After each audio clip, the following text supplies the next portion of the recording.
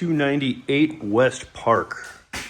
Looking at the basement. Right now I'm in the front of the house, and a lot of these houses, this is a really nice, large house. The basement here is paneled. It needs to all get removed. You can see the paneling behind is just covering, ugly wall. Essentially, this property is being actively thefted out. You see some original wiring, perfectly safe where it has not been tampered with. I think I'm gonna go straight to the breaker panel. That's an old phone system for those that don't know what phone systems looked like back in the day. That can just get ripped out.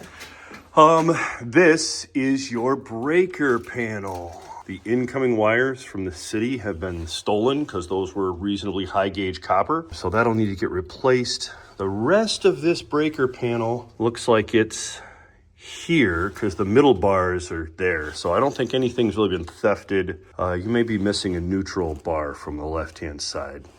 Here's a grounding bar. That's a neutral bar, but I think they had a second neutral bar over here. Somebody borrowed. You have a lot of thefted wire like this guy here to kind of see what it goes to.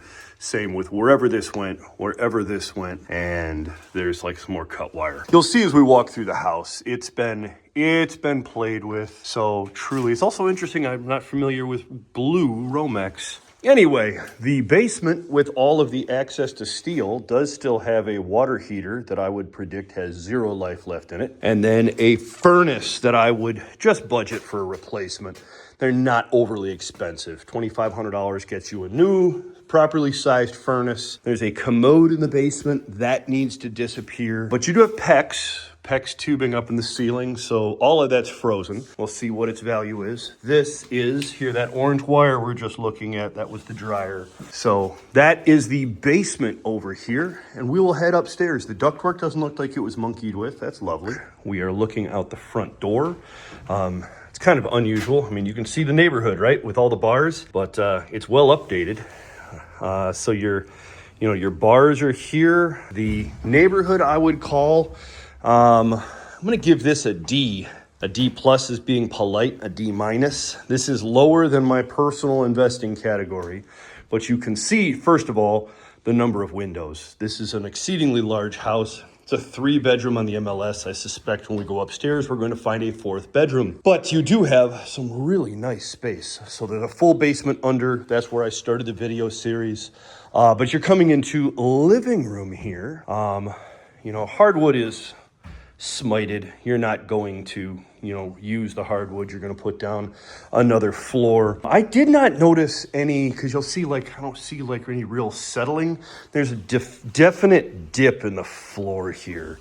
So may want to have some time with a car jack and some beams. But you'll see the drywall isn't really sagging. So I think that it's just an old movement that is just here. This is an example of thefting wire. We have in copper, some kind of a copper tube, maybe the plumbing that was going upstairs. Because I believe, here's more of that copper right there. I believe that goes upstairs to the upstairs bathroom. Moving us into kitchen. Here's that upstairs bathroom again. You've got kind of an odd cut up method here, right?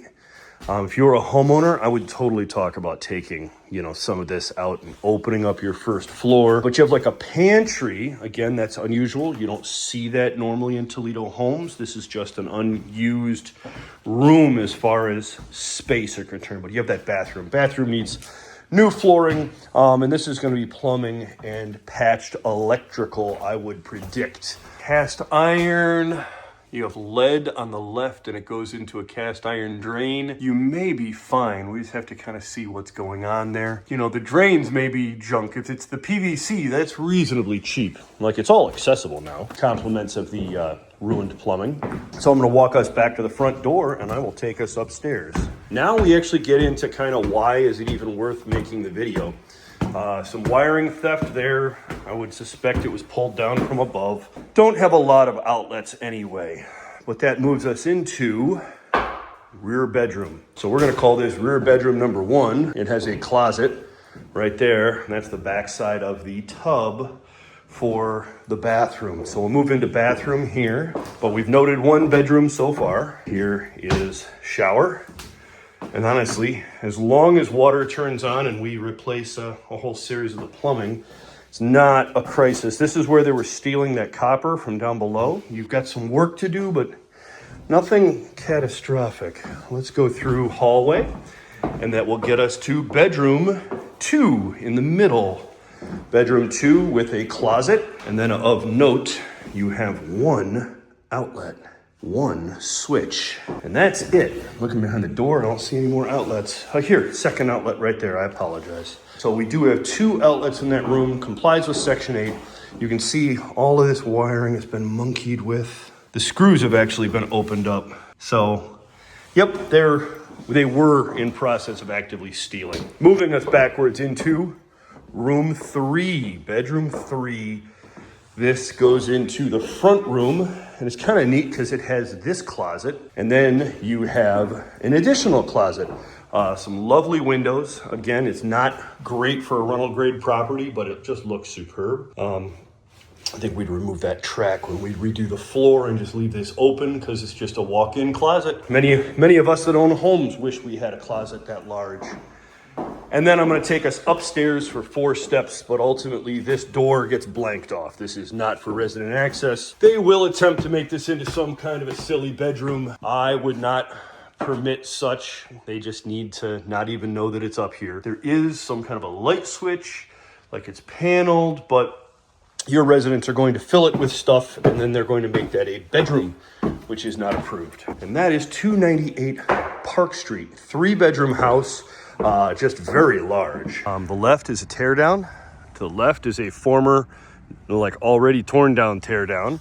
And then to the next of it looks like another one that's ready to be torn down. As we turn, I believe we're missing one more property there, perhaps 2. I don't know whether it's already been annexed over, but this is why. And then you can see here, if you go to the corner, see the gray building that's boarded over, that one's ready for tear down. So that truly is why. You can see there's 2 houses here. This one here might be a homeowner.